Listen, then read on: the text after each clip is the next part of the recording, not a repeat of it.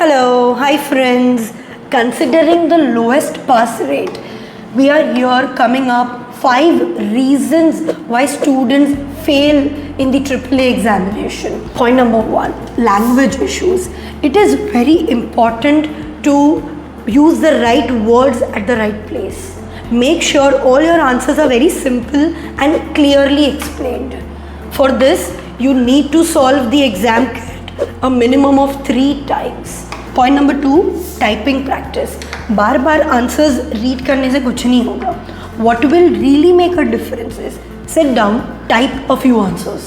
आपको मालूम पड़ेगा कि आपने जो आंसर लिखा है वो मॉडल आंसर जैसा है या नहीं. You will understand how to write and how to present the answers.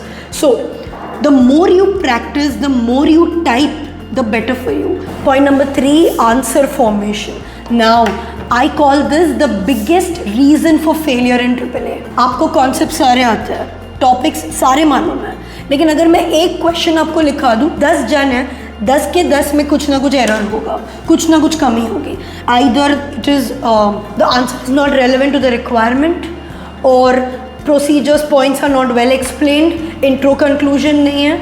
Common error 6 mark के लिए बहुत लिख दिया, पीछे 18 मार्क में टाइम ही नहीं बचा आपके पास, पॉइंट्स एकदम कम लिख दिया आपने.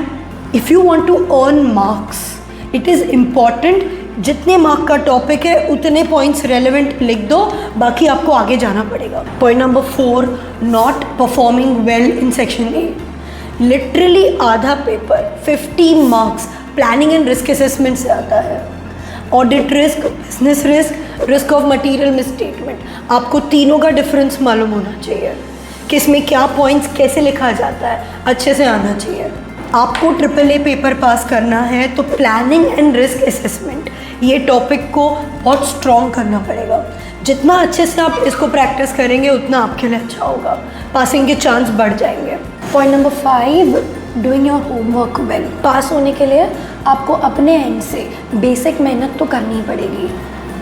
Going through all the concepts, SBR topic revisions particularly important, doing the exam kit 2 and 3 times, going through the examiner report, and also very important, solving 3 mocks before the final exam. मॉक्स लिखने से आपको idea आ जाएगा कि आप paper को time पे कर पा रहे हो कि नहीं. Are you able to answer all the requirements, are you able to manage all the questions within the given time. Make sure before the exam अपने एंड से आप पूरी तरीके से तैयार हो. For more such informative videos please subscribe our channel. All the best.